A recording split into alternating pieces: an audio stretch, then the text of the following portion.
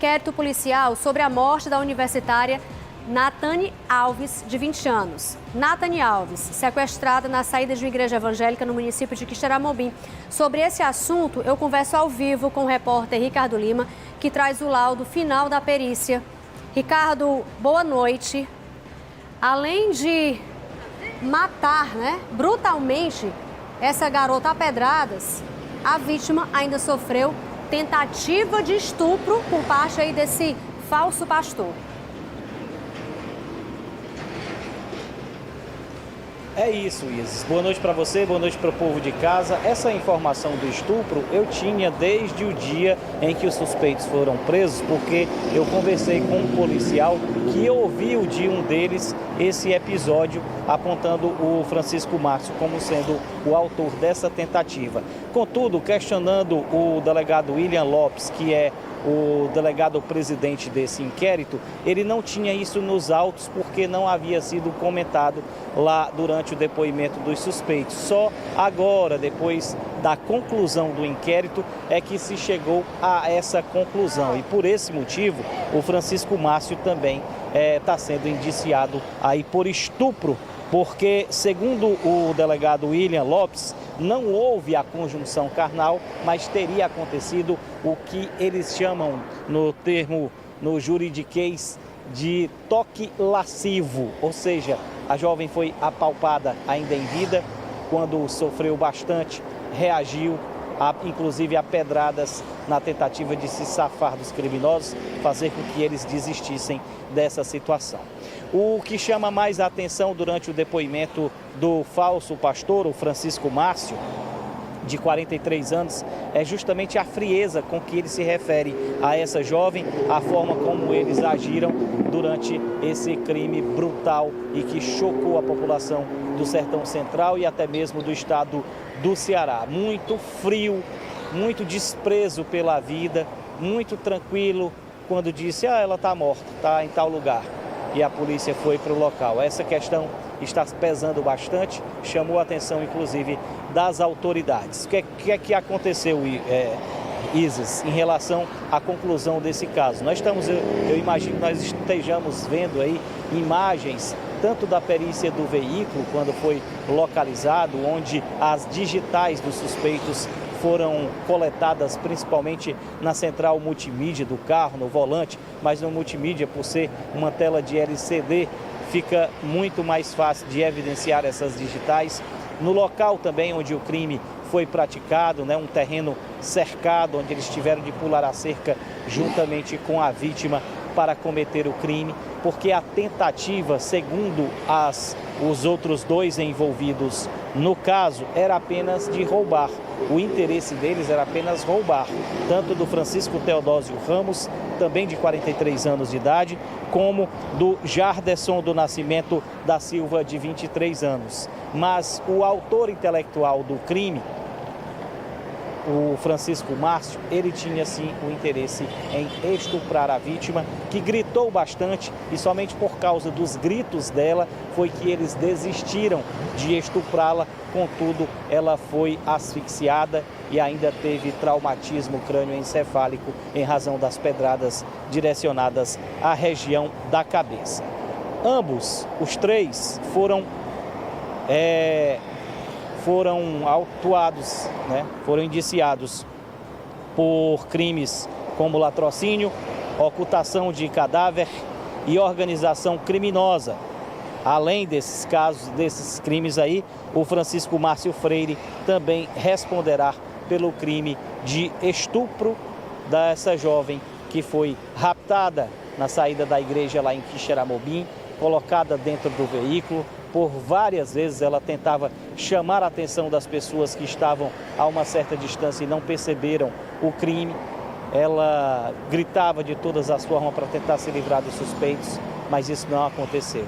Eles a levaram para essa localidade de Laranjeiras, na zona rural do município de Banabuiú, e após cometer o crime, passaram a utilizar o carro da vítima, passeando livremente por municípios da região.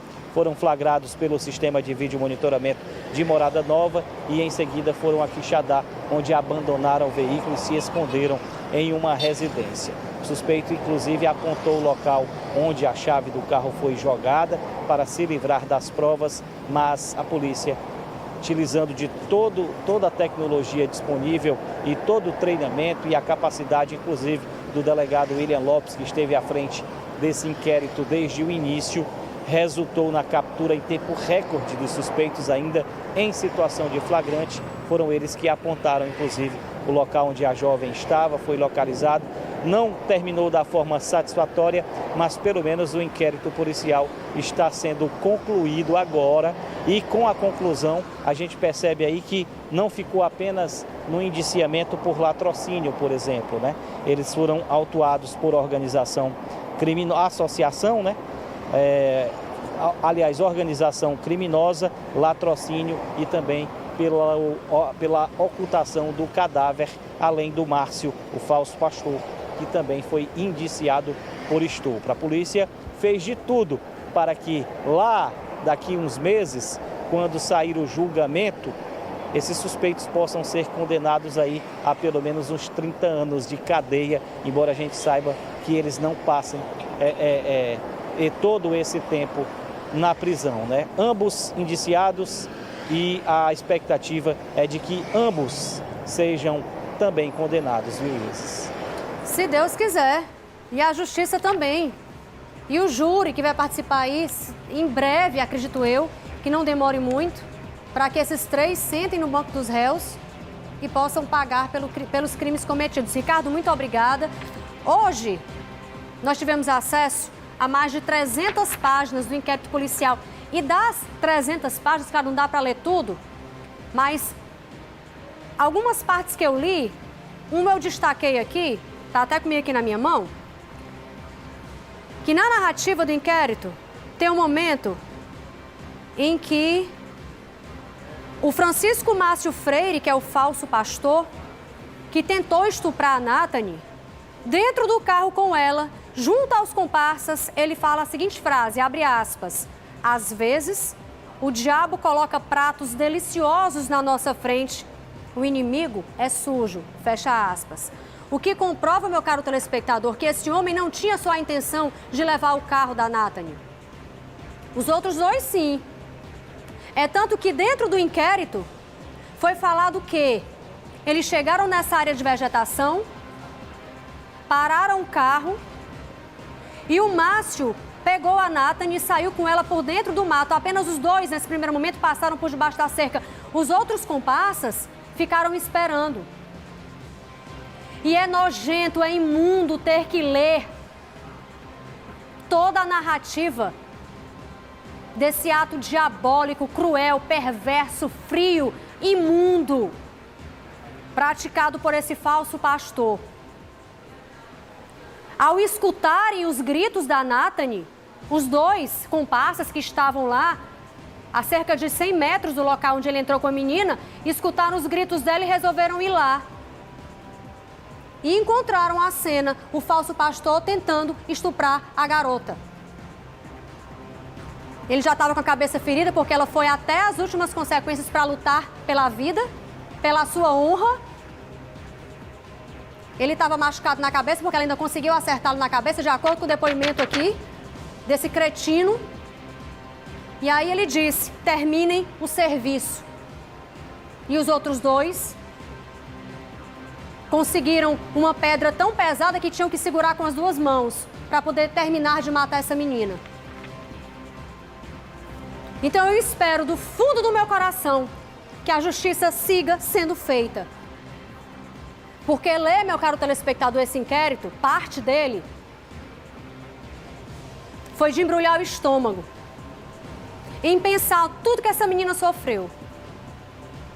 E mais ainda, a frieza de um monstro como esse planejar tamanha barbaridade contra uma jovem que tinha toda uma vida pela frente. A gente vai continuar acompanhando esse caso e eu espero quanto antes trazer o julgamento desses 3. E a condenação, que é o mais importante. Porque a gente desse naipe não pode estar no meio da sociedade, não. Principalmente desse falso pastor, que fica se escondendo atrás da palavra de Deus, blasfemando o falso profeta para pregar a palavra. para matar, roubar, destruir e estuprar. Porque esse era o papel dele aqui na Terra.